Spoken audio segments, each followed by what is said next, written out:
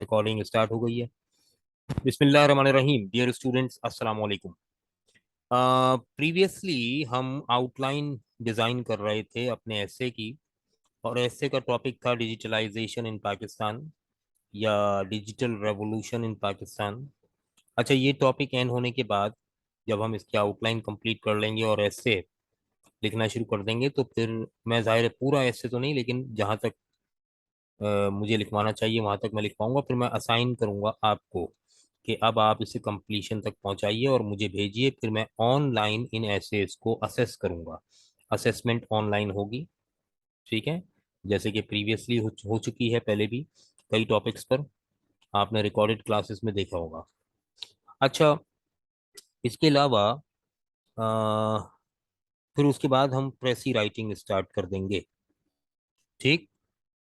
और प्रेसी में अच्छी खासी प्रैक्टिस चाहिए, एसए से ज़्यादा मुश्किल प्रेसी होती है वैसे आमतौर पर, क्योंकि एसए में तो एक दफ़ा आपकी टेक्निक समझ में आ गई, अब आपने रीडिंग करनी है, नॉलेज इंक्रीज करनी है, अपनी कंटेंट जमा करना है, और एसए के पॉइंट्स इकट्ठे करने हैं, आउटलाइन बनानी है। और आउटलाइन अगर सही बन गई तो एसए सही लिखना कोई मुश्किल काम नहीं होता, इसलिए कि उस आउटलाइन को ही यूज़ किया जाता है एसए लिखने में, ठीक है। तो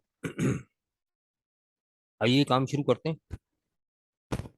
इसके अलावा मैंने इंग्लिश लैंग्वेज की क्लास भी स्टार्ट की है। अल्हम्दुलिल्लाह बहुत अच्छा रिस्पॉन्स है उसमें। मोर देन 60 स्टूडेंट्स आ गए हैं क्लास में।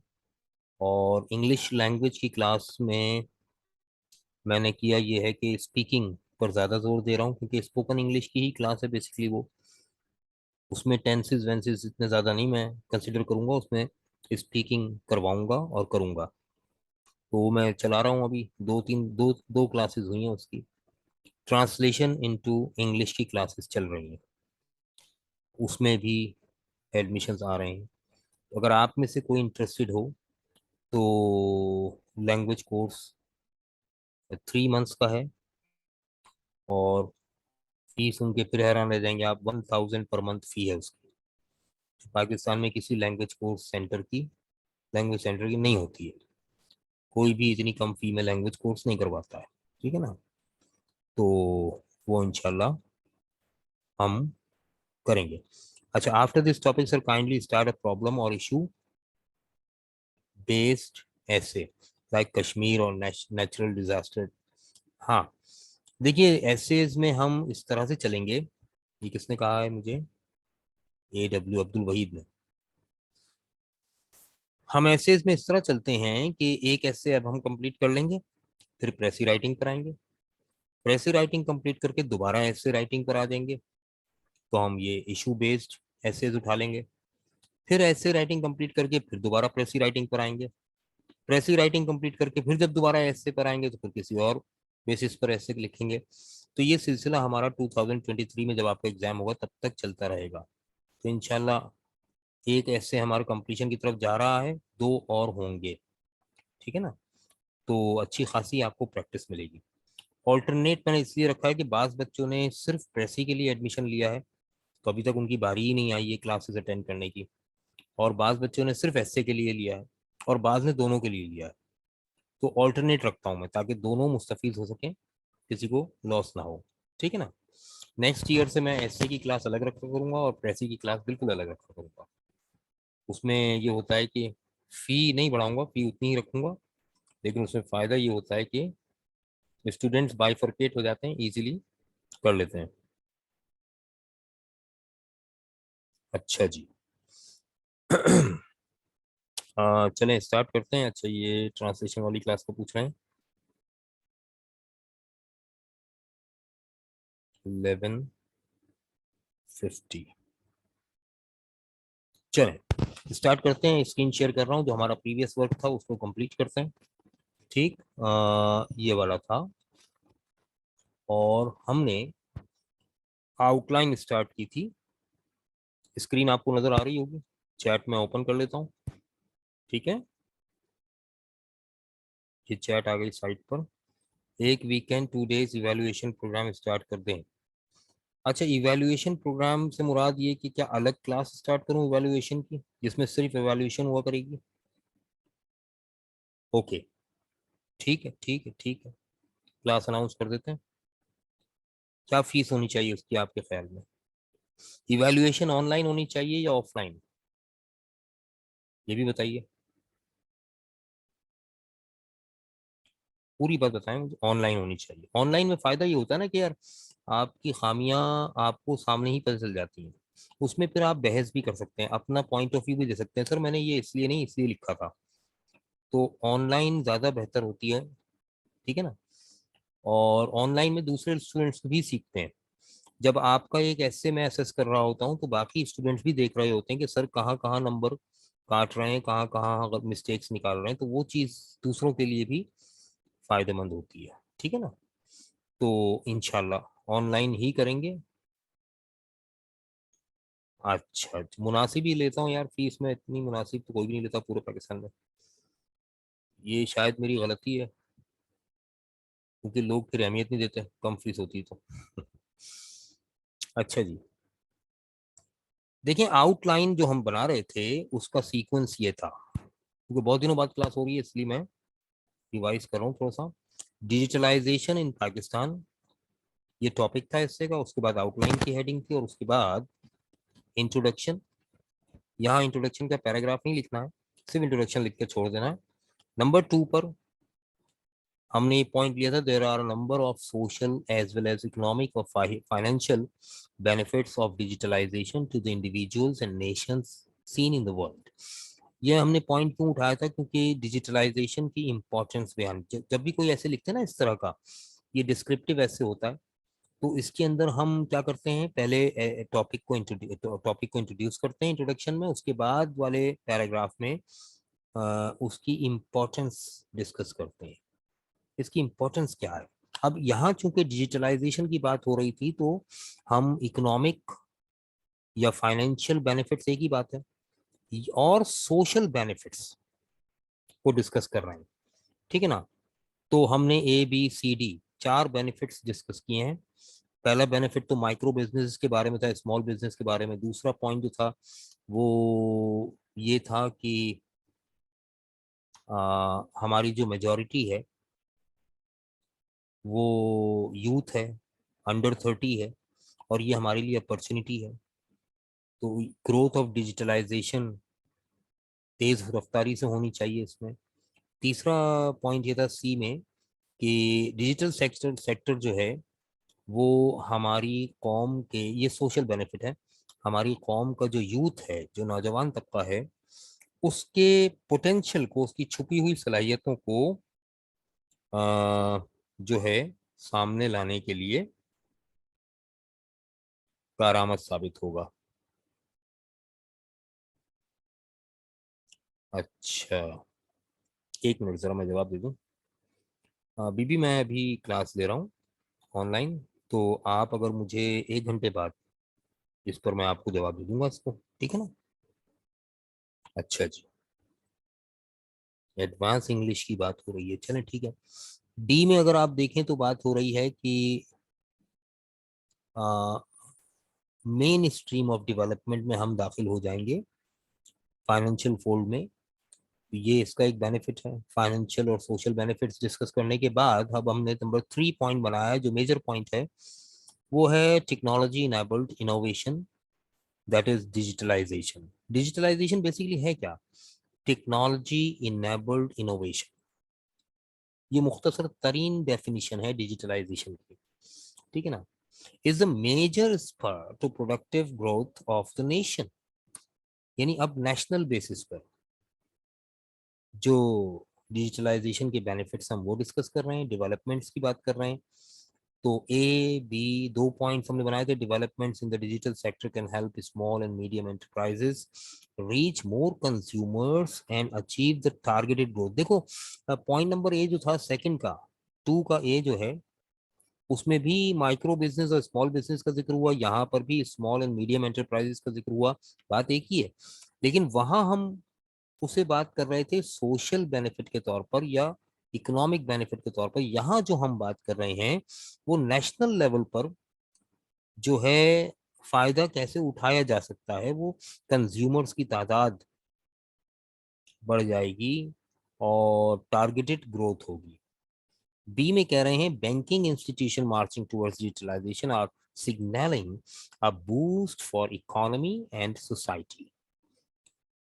तो बैंकिंग इंस्टीट्यूशंस जो कि डिजिटलाइजेशन की तरफ जा रही हैं, तो ये इसका इस तरफ इशारा है कि इकोनॉमी और सोसाइटी के लिहाज से बूस्ट मिलने वाला है। ठीक है ना। अच्छा, वापस उन पॉइंट्स की तरफ चलते हैं आप, ऊपर जो हमने पॉइंट्स बनाए थे, इनमें से और जो मेजर पॉइंट्स हैं वो कलेक्ट करते हैं। मेरा ख्याल है कि हमने बहुत से पॉइंट्स कलेक्ट कर लिए हैं। डेवलपमेंट से रिलेटेड पॉइंट्स चाहिए ना अब हम, तो अच्छा, ये एक पॉइंट है, CPEC is not only focusing on improving connectivity through paper proper infrastructure but also on developing the digital sector in order to ensure that the initiative is successful, right? तो एक पॉइंट ये भी बन सकता है इसमें, ये हम उठा लेते हैं यहाँ से। लेकिन अभी सी पैक का जिक्र हमने देखा, अच्छा नहीं ठीक है, एक पॉइंट ऑफ व्यू से ये बात भी सही है। ये आई थिंक डेवलपमेंट से रिलेटेड था। यस, तो हमें चाहिए, ये बिल्कुल चाहिए। हमने ये पॉइंट उठाया और बल्कि यहाँ से कट पेस्ट कर रहे थे हम पहले भी, ज़्यादा बेहतर है, ताकि यहाँ से वो पॉइंट ही खत्म हो जाए ना, तो हमें डिस्टर्ब करेगा वरना फिर। Control x. मैं कंप्यूटर में इतना माहिर नहीं हूँ भाई, गलतियाँ मुझसे बहुत होती है कंप्यूटर पर। सी जो बनेगा यहाँ से, ये नेशनल लेवल पर हमें ये बेनिफिट होगा कि CPEC is not only focusing on improving, अच्छा नॉट ओनली, अब ये ना कनेक्टिविटी नहीं लग रही, अगर आप गौर करें तो ये नॉट ओनली वाला स्ट्रक्चर अगर निकाल दें हम, ठीक है ना, तो CPEC is not only focusing on improving connectivity through proper infrastructure but also on developing the digital sector in order to ensure that the initiative is successful। तो मैं not only निकाल रहा हूँ। देखिए, ये चेंजेस हमें करनी पड़ती हैं स्ट्रक्चर को कोहेरेंट बनाने के लिए। is focusing on improving connectivity through proper infrastructure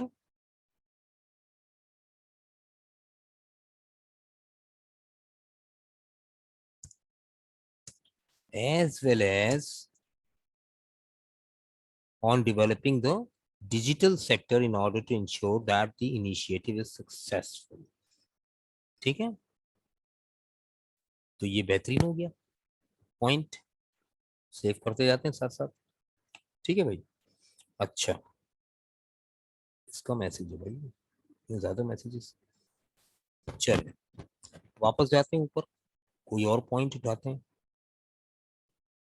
development का पॉइंट नंबर 6 हमने उठा लिया है, 10 उठा लिया है हमने। अब हम, अच्छा इसके बाद हम ड्रॉबैक्स की तरफ भी जाएंगे। इंक्रीज इन फिनटेक्स, ये हम फाइनेंशियल टेक्नोलॉजीज है, ये हम डिस्कस कर चुके हैं, जाहिर है। स्टार्टअप्स एंड, ये भी सोशल इकोनॉमिक में आ गया। Transform business, innovate new operating models, ये सोशल एंड इकोनॉमिक में आ चुका है, आ चुका है I think social and economic में। Transform business, innovate new operating models, bridge the digital divide, हाँ हाँ हाँ, ये वाला पॉइंट नहीं लिया हमने। ये पॉइंट कहाँ आना चाहिए, ये पॉइंट हमने रखा था सोशल एंड इकोनॉमिक बेनिफिट में।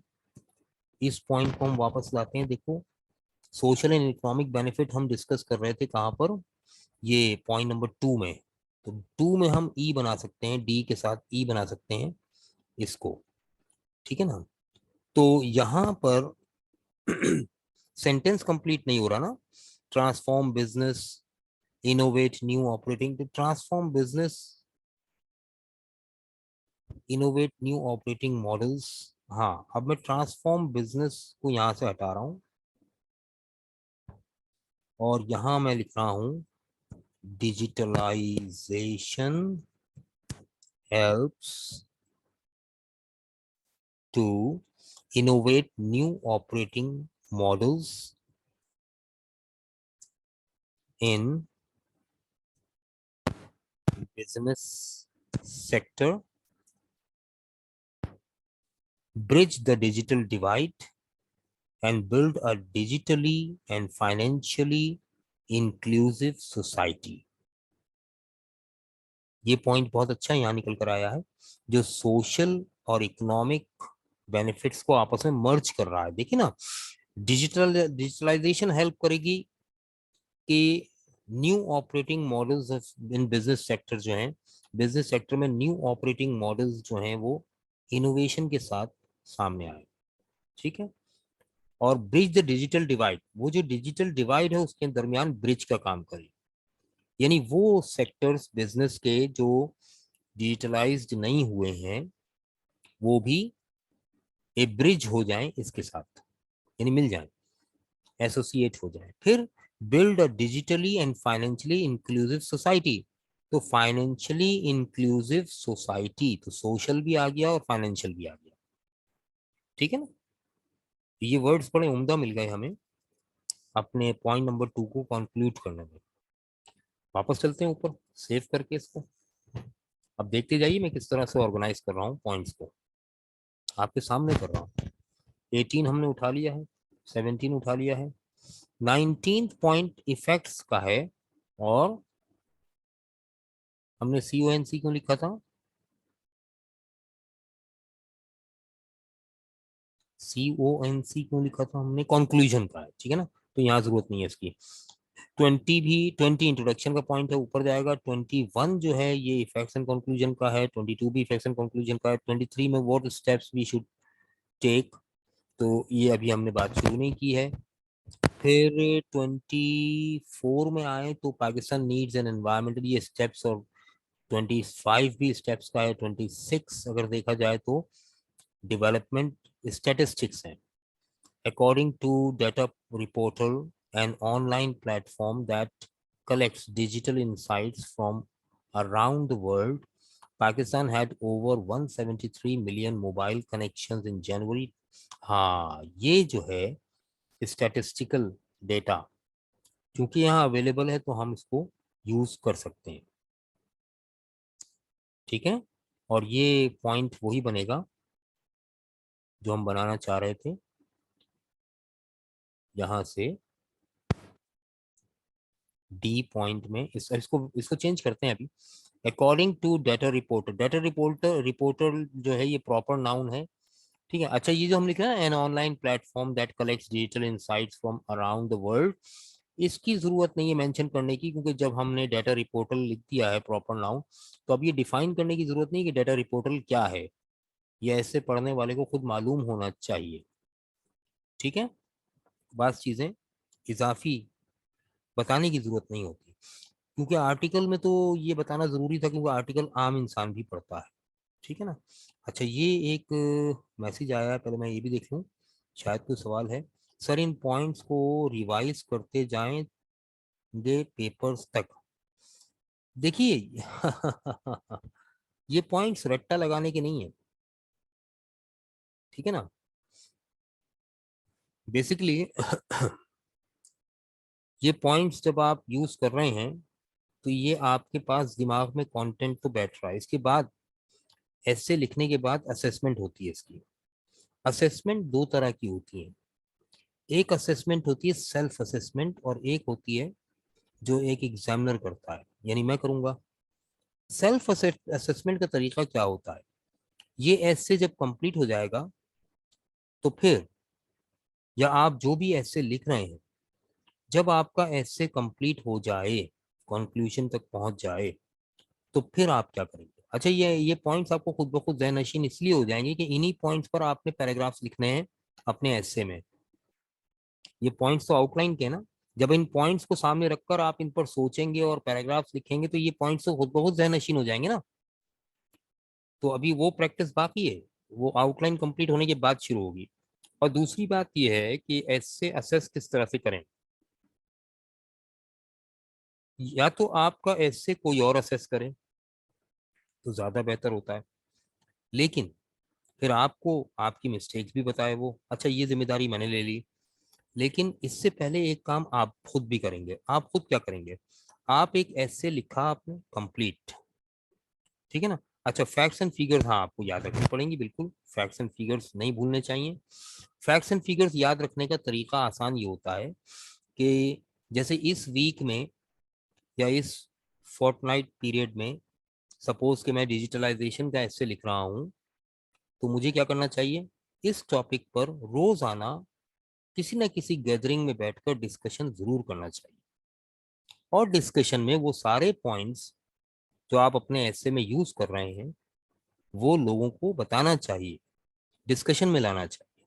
जैसे ये फैक्ट्स एंड फिगर्स हैं, तो ये आप गुफ्तगू में अपने दोस्तों के साथ या घर में या कॉलेज में, यूनिवर्सिटी में आप डिस्कशन करते करते लोगों को बताएंगे, भाई डाटा रिपोर्टल तो ये कह रहा है कि 173 मिलियन मोबाइल कनेक्शंस तो 2021 में थे पाकिस्तान में, और 6.9 मिलियन इंक्रीज हुए मोबाइल कनेक्शंस 2020 के मुकाबले में, यानी 4.2% हर साल इंक्रीज हो रहे हैं। तो इस वक्त कितना होगा, तो इसी रेशो से अंदाजा हम लगा सकते हैं। तो ये आम गुफ्तगू में जब आप इस तरह से फैक्ट्स एंड फिगर्स डिस्कस करेंगे बार बार बार बार, तो उसका होगा क्या कि वो आपको जुबान पर खुद ब खुद आएंगे और आपके जहन में अच्छी तरह बैठ जाएंगे। देखो हम टीचर्स को ना बाज औकात, जैसे मुझे पढ़ाते हुए 32 साल हो गए। अब मुझे अगर कोई टॉपिक पढ़ाना है तो मैं वो टॉपिक पहली क्लास में तो देख कर पढ़ाता हूँ, ठीक है ना, बुक से। दूसरी क्लास में मुझे बुक देखने की जरूरत कम पड़ती है, क्योंकि एक दिन में 6 क्लासेस ले रहा हूँ मैं, एक ही टॉपिक सब में चल रहा है। अब सेकंड क्लास में जब मैं गया तो मुझे वो टॉपिक देखने की जरूरत कम पड़ेगी, और तीसरी क्लास में जब मैं जाऊंगा तो वो टॉपिक मुझे देखने की जरूरत ही नहीं पड़ेगी, और चौथी क्लास पांचवी क्लास तक पहुंचते पहुंचते वो टॉपिक तो मुझे याद हो चुका होगा ना। तो क्योंकि मैंने एक ही दिन में 6 मरतबा रिवाइज कर लिया उसे। तो बच्चों के साथ तो डिस्कशन होती है ना, और डिस्कशन के अंदर जो है वो चीज रिवाइज होती जाती है, ठीक है ना। तो बहाने बेबहाने अब आपके ऊपर डिपेंड करता है कि आप कितने अच्छे कन्वर्सेशनलिस्ट हैं, कि आप गुफ्तगू में अपने मतलब का पॉइंट घुमा के लाना और फिर उस पॉइंट को पेश करना आपको कितना अच्छा आता है। ये एक अच्छे स्पीकर की अलामत होती है कि वो किसी बहस में, टॉक शो में गुफ्तगू को उस जानिब मोड़ने की कोशिश करे जिसके बारे में उसके पास नॉलेज है और वो देना चाहता है, ठीक है ना। तो ये जो टेक्निक है इससे खुद ब खुद याद हो जाते हैं फैक्ट्स एंड फिगर्स, ठीक है। भाई देखे ना, आपको याद है पाकिस्तान की आबादी कितनी है इस वक्त, पॉपुलेशन कितनी है अंदाजन, अराउंड 22, 22 करोड़, है ना। बिल्कुल सही कहा आप, देखो आपने ही बता दिया 22 करोड़। कैसे याद है, क्योंकि आप रोजाना किसी ना किसी बहाने ये जिक्र कहीं ना कहीं से ले आते हैं कि भाई 22 करोड़ की आबादी है यार, 22 करोड़ आवाम तुम्हें देख रही है टेलीविजन पर। इस तरह की कहीं ना कहीं कोई ना कोई बात जरूर ले आते हैं बीच में, तो आपको मेंटली रिवाइज हो जाता है कि पाकिस्तान की आबादी 22 करोड़ है, ठीक है ना। पॉलिटिशियंस रोजाना बोलते हैं, आप रोज सुन रहे होते हैं, किसी न किसी बहाने बात सुनने या बोलने में आती है, ठीक है। हाँ बिल्कुल, तो याद हो जाती है।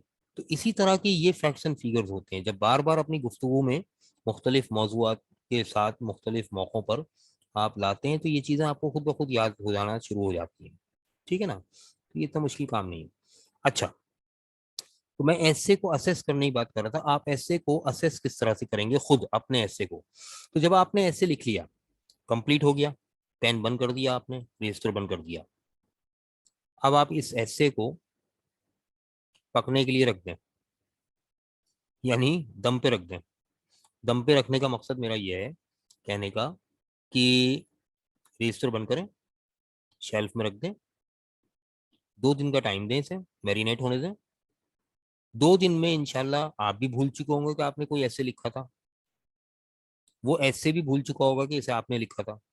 अब 2 दिन के बाद उस रजिस्टर को खोलें, सामने रखें, और पहले वर्ड से आखिर वर्ड तक चेक करना शुरू करें, ये सोच कर कि यह आपने लिखा ही नहीं है। किसी और ने लिखा है, आपको चेक करने के लिए दिया है, ठीक है ना। तो अक्सर पॉइंट्स तो आपको नए लगेंगे, आप सोचेंगे यार मैंने ये लिखा था, अच्छा ये भी लिख दिया था मैंने, यहाँ तो इसकी गुंजाइश नहीं है, इसको तो यहाँ के बजाय यहाँ होना चाहिए था, इसको यहाँ के बजाय यहाँ होना चाहिए था।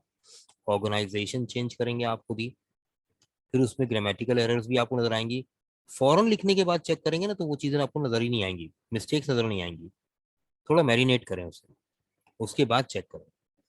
कम से कम 2-3 दिन मैरिनेशन पे रखते हैं उसे, उसके बाद जब चेक करेंगे तो आपको वो नया लगेगा, और आपको अंदाजा होगा कि यार मैंने ये लिखा था, अच्छा ऐसे नहीं लिखना था, ऐसे लिखना था।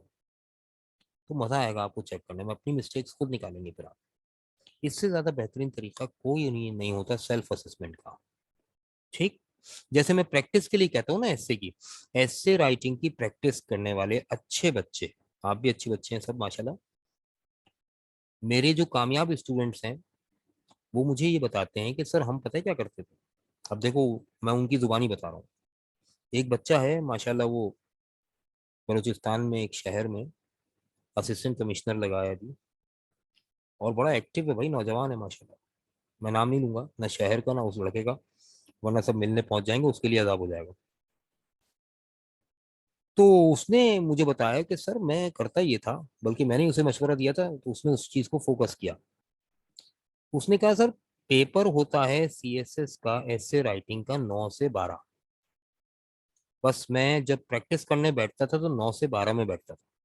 सुबह उठता था, 9 बजे घड़ी सामने रखकर ऐसे लिखना शुरू करता था, 12 बजे अपने आप से कलम छीन लेता था, जैसे इन्विजिलेटर छीनता है, और रख दिया करता था। और 2-3 दिन फिर मैं किसी और टॉपिक पर रीडिंग शुरू कर दिया करता था कि मुझे अगला ऐसे लिखना है। जब 2-3-4 दिन गुजर गए, मैं कोई और कंटेंट जमा कर रहा हूँ, तो अच्छा खासा मेरा माइंड जो है उस ऐसे से बाहर आ चुका है जो मैंने प्रीवियसली लिखा था। अब मैं उसको असेस करने खुद बैठता हूँ एज एन एग्जामिनर। तो ऑब्वियसली मुझे अपनी मिस्टेक्स नजर आती हैं, मैं उसको करेक्शन करता हूँ। और 9 से 12 में बैठने का क्या गुर है, उसकी वजह यह है कि मेंटली नहीं बल्कि फिजिकली भी उसे आदत हो गई है 9 से 12 में ऐसे लिखने की, ठीक है ना। तो अब जब वो एग्जामिनेशन हॉल में बैठेगा 9 से 12 में, तो वो बिल्कुल ये सोच रहा होगा जैसे वो घर में 9 से 12 में बैठ के ऐसे लिखता है, ऐसे यहाँ 9 से 12 में बैठ के ऐसे लिख रहा। उसके लिए नई चीज नहीं होगी वो, कोई नई प्रैक्टिस नहीं होगी वो, बल्कि उसके लिए ये उसकी रेगुलर एक्सरसाइज होगी जो वो करता रहा है, ठीक है ना। तो ये सिलसिला होता है, करने वाले लोग यहाँ तक करते हैं, मैं बता रहा हूँ, लाजमी नहीं कि आप भी करें। अगर प्रेसी का पेपर पहले आ जाए तो हाँ कोई बात नहीं, कोई बात नहीं। वैसे आमतौर पर एक दफा सिर्फ ऐसा हुआ है कि प्रेसी का पहले पेपर हुआ है सुबह 9 से 12 और पेपर वन बाद में हुआ है, वरना हर दफा पेपर वन सुबह होता है, पेपर टू शाम में होता है, 9 से 12 और 2 से 5, ठीक है ना। तो वो तो खैर जाहिर है कि कभी अचानक से कोई फैसला हो जाता है तो फिर क्या करें, जैसे फरवरी में अचानक, फरवरी में होना था प्रीवियस ईयर पेपर, मगर वो मई में जाके, वो जून में, मई में जाके हुआ। तो ये होता है कभी कभी इस तरह से। खैर इस सेंटेंस को सही करते हैं हम। सबकॉन्शियस में, हाँ क्या कह रहे हैं, सबकॉन्शियस में माइंड को आदत हो जाएगी इस टेक्निक से, यस यही मैं समझाना चाह रहा हूँ। यही चीज सबकॉन्शियस में आपको आदत पड़ चुकी होगी इस चीज की ना, ये बड़ी अच्छी चीज है। अच्छा जी, तो पॉइंट नंबर डी मैंने उतारा है वहां से, अकॉर्डिंग टू डाटा रिपोर्टल, इसकी वजाहत मैंने छोड़ दी कि डाटा रिपोर्टल क्या है, जरूरत ही नहीं है। Pakistan had over 173 million mobile connections in January 2021. The number of mobile connections in the country increased by 6.9 million, an increase of 4.2। अच्छा ये 6.9 मिलियन इसकी जरूरत नहीं है, हम यहाँ कह सकते हैं the number of mobile connections in the country increase by, हाँ जी देखिएगा मैं क्या कर रहा हूँ, 4.2%।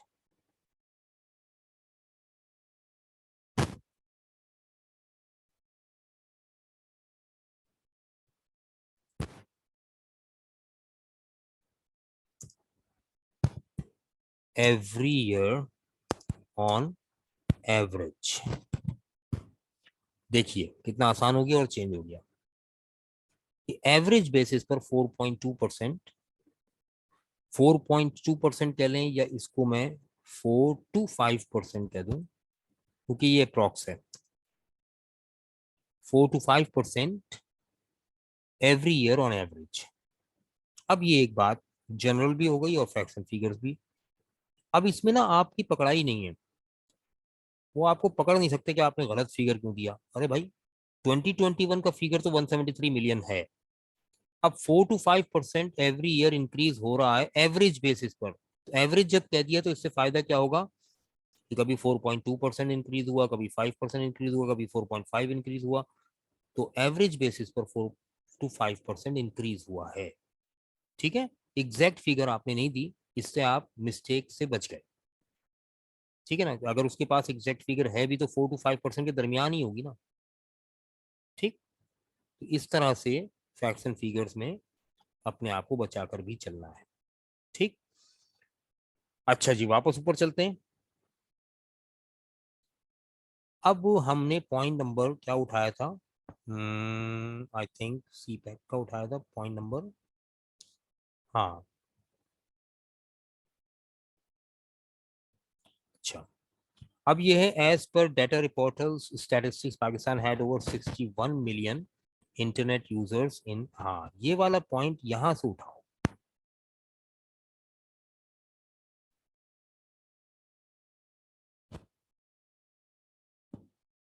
ये उसी में ऐड करेंगे, हम इसी में ऐड करेंगे। ठीक है ना, अब पाकिस्तान हैड, हाँ इसको एक नया पॉइंट बना लो, चलो ई बना लो। Had over 61 million internet users in January 2021। The number of internet users in the country rose by 11 million. अच्छा, अब बाय 11 मिलियन कहने के बजाय हम क्या करेंगे, यहाँ से 21%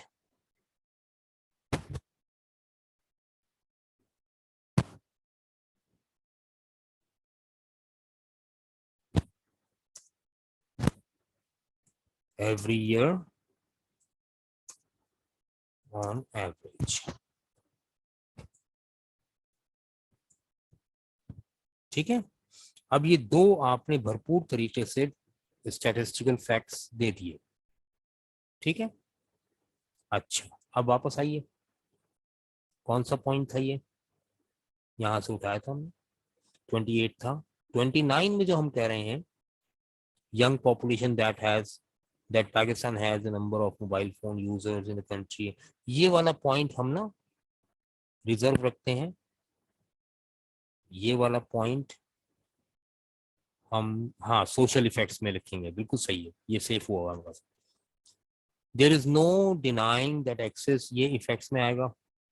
डेवलपमेंट का चैप्टर जो है अब हमारे पास, हाँ the government of Pakistan strives to improve. अच्छा, ये तो गवर्नमेंट ऑफ पाकिस्तान की बात आ गई। हाँ,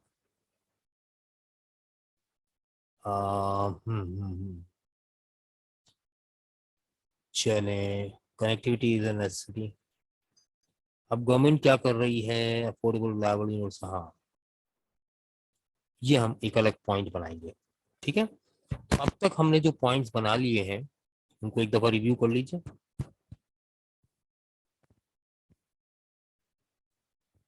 कंप्लीशन की तरफ जा रही है आउटलाइन, देखिएगा। इंट्रोडक्शन का पैराग्राफ आ जाएगा, फिर नंबर 2 का जो है एक इंट्रोडक्टरी पैराग्राफ आएगा, इस पॉइंट को इंट्रोड्यूस करेगा, फिर ABCDE 5 पैराग्राफ्स आएंगे। ठीक है ना, पैराग्राफ लाजमी नहीं बड़े बड़े हो, राइट। इसके बाद फिर थर्ड पॉइंट को हम लेंगे, मेन पैराग्राफ बनाएंगे। उसके बाद थर्ड के लिए फिर ABCDE 5 पैराग्राफ्स बना देंगे। ठीक है, फिर इसके बाद हम आएंगे इफेक्ट्स के ऊपर, कॉजेस के ऊपर, फिर हम आएंगे ड्रॉबैक्स पर, फिर हम आएंगे कि what steps should we take, और एंड में कंक्लूड करेंगे। कंक्लूजन और इंट्रोडक्शन तकरीबन एक जैसा होता है, वर्डिंग का फर्क होता है। क्योंकि आप कंक्लूजन में प्रूफ कर रहे होते हैं कि जो इंट्रोडक्शन में आपने कहा था वो बात यहाँ आकर प्रूफ हो गई है। ठीक है, तो ये तरीकाकार होता है। तो ये अल्लाह का शुक्र है कि यहाँ तक हम पहुंच गए हैं, तकरीबन आधी आउटलाइन हो गई है और आधी रह गई है। कल अगर क्लास नहीं हुई तो इंशाल्लाह परसों तो होगी 100%, और उसमें हम अपनी आउटलाइन को कोशिश करेंगे कंप्लीशन की तरफ लेके जाएं। और आप लोग भी, मैं ये डॉक्यूमेंट जो भी मेरे सामने रखा है ये पीडीएफ पर आपको भेज दूं ग्रुप में, ताकि आप लोग भी इस पर वर्किंग करना शुरू कर दें। और ये मैसेज आया है फातिमा मुनव्वर का कि सर प्लीज थोड़ा जल्दी करवा दें। जी भेज दें। अच्छा, हाँ, मैंने बताया ना मजबूरी थी, वालदा की तबीयत नासाज थी, तो इसकी वजह से मैं काफ़ी परेशानी में था और अल्लाह ने काफ़ी रहम किया। तो अब काफ़ी बेहतर है वो, और अब इंशाल्लाह क्लासेस रेगुलर बेसिस पर हुआ करेंगी। ठीक है ना, तो आप फिक्र ना करें, आप दुआ करें बस कि सब कुछ बेहतर रहे और सब कुछ बेहतरीन चलता रहे, इंशाल्लाह जल्दी ही होगा। ठीक है, बस दुआएं चाहिए, सिर्फ दुआएं चाहिए। बहुत बहुत शुक्रिया। आमीन आमीन आमीन आमीन तो आमीन। चलें ना, thank you very much. Language course में जो लोग इंटरेस्टेड है वो रब्ता कर लीजिएगा। मैं क्लास एंड कर रहा हूँ यहाँ पे। शाद रहें, आबाद रहें।